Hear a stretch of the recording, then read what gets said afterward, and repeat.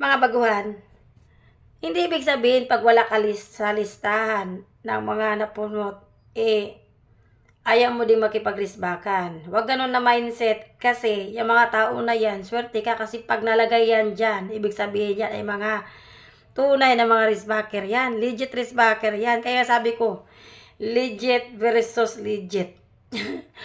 Huwag kang huwag ka muna, halimbawa, paglapag ko, tapos niresback mo, niyakap mo siya.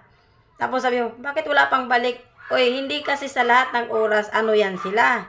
Online yan sila. Minsan may trabaho.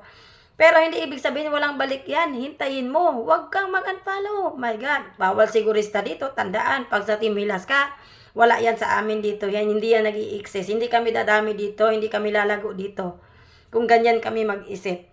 Ngayon, kung baguhan ka pa lang, huwag kang, kumbaga sumabay ka lang. Mga